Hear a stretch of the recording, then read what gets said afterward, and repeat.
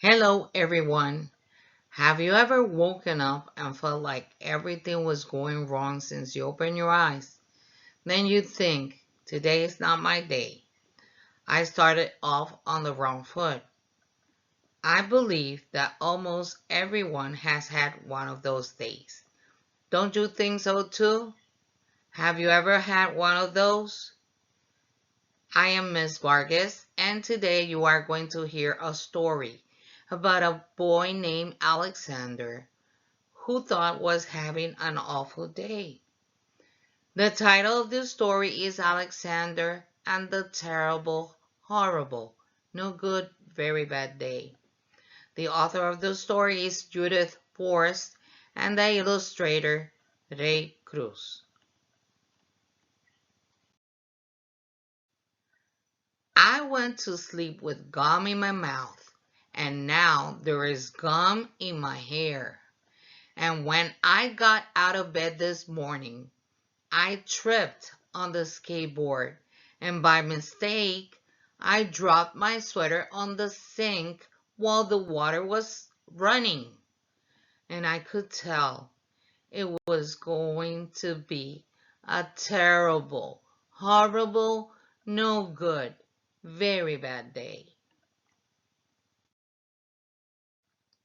At breakfast, Anthony found a Corvette Stingray car kit in his breakfast cereal box. And Nick found a junior undercover agent code ring in his breakfast cereal box.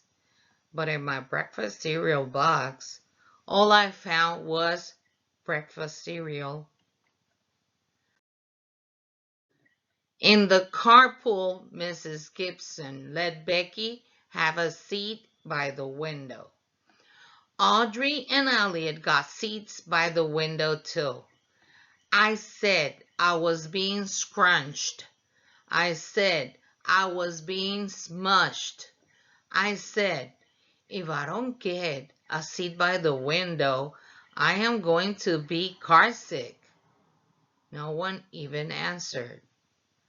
I could tell it was going to be a terrible, horrible, no good, very bad day. I think I'll move to Australia. At school, Mrs. Dickens liked Paul's picture of the sailboat better than my picture of the invisible castle. At singing time, she said I sang too loud. At counting time, she said I left out 16. Who needs 16? I could tell it was going to be a terrible, horrible, no good, very bad day. I could tell because Paul said I wasn't his best friend anymore. He said that Philip Parker was his best friend and that Albert Moyo was his next best friend and that I was only his third best friend. I hope you sit on a tack, I said to Paul. I hope the next time you get a double-decker strawberry ice cream cone, the ice cream part falls off the cone part and lands in Australia. There were two cupcakes in Philip Parker's lunch bag, and Albert got a Hershey bar with almonds, and Paul's mother gave him a piece of jelly roll that had little coconut sprinkles on the top. Guess whose mother forgot to put in dessert? It was a terrible, horrible, no good, very bad day. That's what it was, because after school my mom took us all to the dentist, and Dr. Fields found a cavity just in me. Come back next week and I'll fix it, said Dr. Fields. Next week, I said. I'm going to Australia. On the way downstairs, the elevator door closed on my foot. And while we were waiting for my mom to go get the car, Anthony made me fall where it was muddy. And then when I started crying because of the mud, Nick said I was a crybaby. And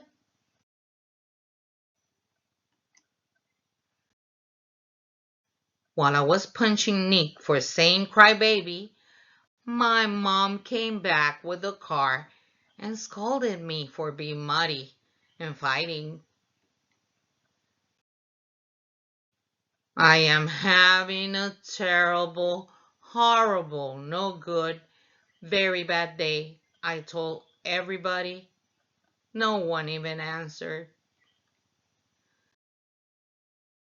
When we picked up my dad at his office, he said I couldn't play with his copying machine, but I forgot. He also said to watch out for the books on his desk, and I was careful as could be, except for my elbow. He also said don't fool around with his phone, but I think I called Australia. My dad said please don't pick him up anymore. It was a terrible, horrible, no good, very bad day.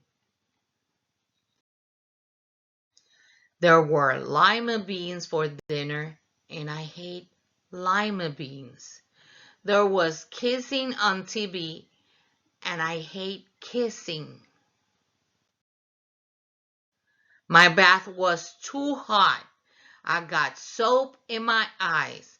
My marble went down the drain, and I had to wear my railroad train pajamas. I hate my railroad train pajamas. The cat wants to sleep with Anthony, not with me. It has been a terrible, horrible, no good, very bad day. My mom says some days are like that, even in Australia. I hope you liked Alexander's story. See you next time, and until then,